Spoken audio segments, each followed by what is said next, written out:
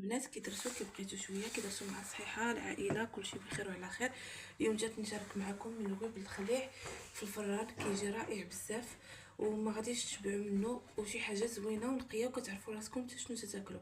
انا هنا عندي كيلو ديال الدقيق الابيض نوعيه جيده ونص كيلو ديال الفينو، يعني انا كندير القياس ديال الفورس، كندير نص القوام ديالو ديال الفينو وشويه ديال الخميره ومليحه وكنعجنو بميه دافيه. بسم الله على بركه الله.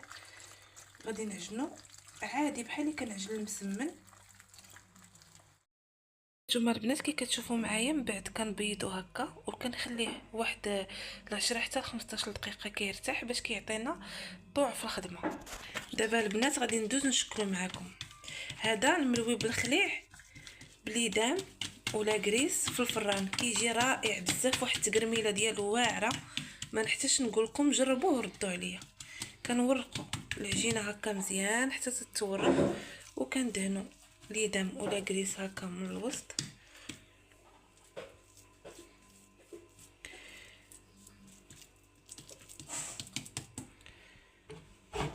هانتوما البنات كي كتشوفوا معايا كنحطها هكا هاد الصينيه هكا مدوره. هانتوما البنات ندوز نشكلو وحده اخرى بلا هذيك اللي درت في الصينيه باش كنبقى ندير وحده فوق وحده باش كيجيني مورق بزاف.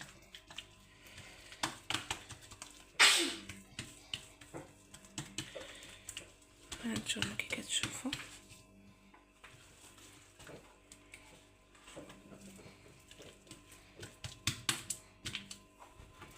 هانتوما البنات غادي ندير هذه اللي عاود ورقت في وسط هذيك، كنقادها من جنب باش كيجيوني قياس واحد. دابا غادي نزيدو الثالثه، كنديرو كل ملويه كنديرو فيها 3 ديال الوحدات.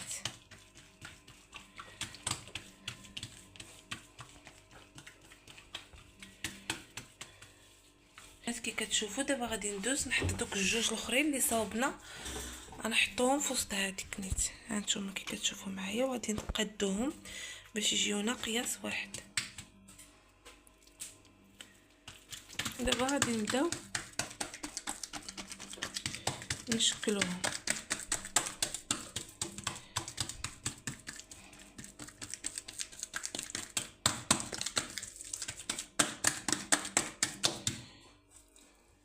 كنبداو هكا من الجنب وحنا غادي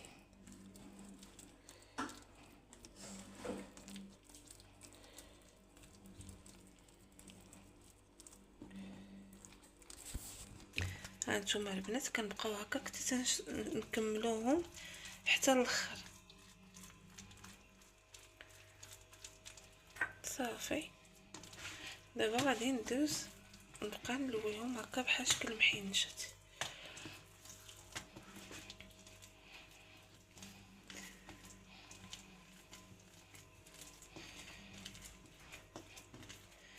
صافي وغادي نخليهم يرتاحوا حتى تنكمل الكميه كامله اللي عندي. ديك الساعه غادي ندوز نشكلهم معكم.